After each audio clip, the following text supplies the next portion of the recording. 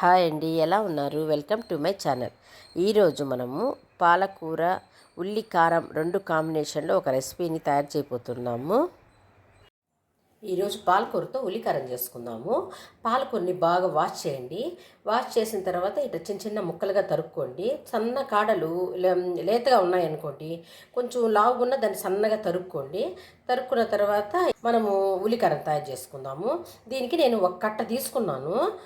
దానికి మనము ఒక పెద్ద ఆనియన్ని ఇట్లా ముక్కలుగా తరుక్కొని మిక్సీలో వేసుకుందాము. మీకు గ్రేవీ కొంచెం ఎక్కువ కావాలంటే కూడా ఇంకా 2 వేసుకోండి. నేను ఒక కట్టకి ఒక పెద్ద ఆనియన్ వేసినాను. దాంట్లోనే ఒక 4 తెల్లగడ్డ పాయలు వేసుకుందాము. చూడండి, ఒక స్పూను కారం వేసుకుందాము. ఒక స్పూన్ ధనియాల పొడి, 1/4 స్పూన్ పసుపు వేసుకొని గ్రైండ్ చేసుకుందాము. చూడండి, గ్రైండ్ చేసుకొచ్చినాను. ఇట్లా చేసుకోవాలన్నమాట. మరీ మెత్తని పేస్ట్ లాగా చేసుకోకుండా ఇట్లా బరక్గా చేసుకోండి. స్టవ్ వెలిగించి కడాయి పెట్టినాను. దాంట్లో ఆయిల్ వేసుకుందాము. ఒక 3 స్పూన్లు వేసుకోండి. కొంచెం ఆయిల్ ఎక్కువే పడుతుంది. ఆవాలు 1 స్పూన్ వేసుకుందాము.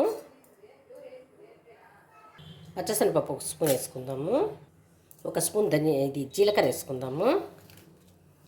4 తెల్లగడ్డ పాయలు, 2 ఎండుమిరపకాయలని తుంచేసుకుందాము. కొంచెం కారం వేసుకునేటట్టుగా అంటే కొంచెం 4 మిరపకాయలు వేసుకోండి. దాంట్లోనే కొంచెం ఇంగు వేసేస్తాము, 1/4 స్పూన్. చూడండి, కరివేపాకు 1 గుప్పెడు వేస్తున్నాను. బాగా వేసుకోండి, బాగుంటుంది, టేస్ట్ బాగుంటుంది, హెల్త్కి మంచిది కదా, అది వేసుకోండి. చూడండి, మిక్సీ పట్టినాం చూడండి, మొత్తాన్ని వేసేద్దాము. ఆనియన్ మొత్తాన్ని చూడండి బాగా వేపుకుందాము. ఈ పచ్చి కారం అంతా కొంచెం బాగా ఫ్రై అవ్వనండి. మనము టమాటాలు లేకుండా పాలకూర చేసుకుంటున్నాము. ఇది చాలా బాగుంటుంది అసలు.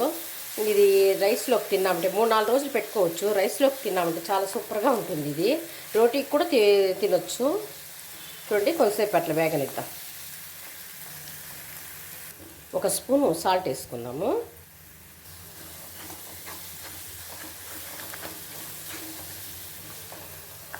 లో టు మీడియం ఫ్లేమ్ పెట్టుకొనే చేయండి. ఇది మనం దగ్గరుండి వేపుకుంటూ ఉండాలన్నమాట. కొంచెం అడుగు పడితే బాగుంటుంది, కానీ మరి ఎక్కువ పట్టకూడదు. ఆ టేస్ట్ బాగుంటుంది అన్నమాట. వీటికి ఇట్లా బాగా కలబెట్టుకుంటూ ఉండాలన్నమాట.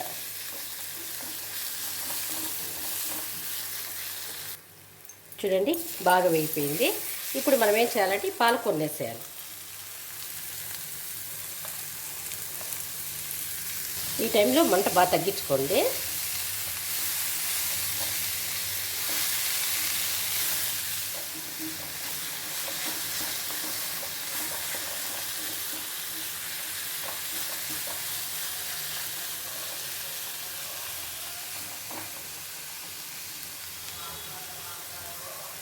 ఈ టైంలో కొంచెంసేపు మూత పెట్టుకుందాము, ఒక 2 మినిట్స్. చూడండి, మధ్యలో ఒకసారి తీసి కలబెట్టుకోవాలన్నమాట. అడుగంటకుండా కలబెట్టుకోవాలి.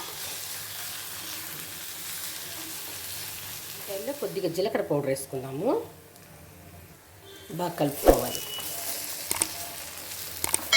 ఇంకా 2 మినిట్సే, అంతే.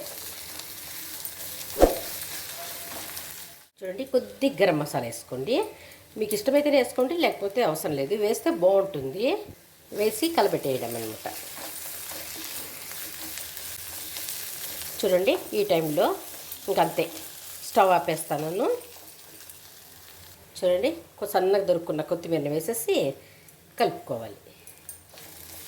ఎక్కువసేపు ఈ కడాయిలో, ఐరన్ కడాయిలో పెట్టకూడదు అనమాట, బ్లాక్గా అయిపోతుంది. మనకి బౌల్లోకి ట్రాన్స్ఫర్ చేసుకుందాము. చూడండి, తీసేసుకుందాం. దీంట్లోనే పెట్టినట్టయితే బ్లాక్గా వచ్చేస్తుంది, మన టేస్ట్ కూడా అంత బాగుండదు అనమాట. చూడండి, ఎంత బాగుందో కదా, చూస్తానే చేయాలనిపిస్తూ ఉంది కదా. మీరు ఒకసారి చేసుకోండి. ఈ వీడియో కనుక మీకు నచ్చినట్లయితే లైక్ చేయండి, షేర్ చేయండి, సబ్స్క్రైబ్ చేసుకోండి.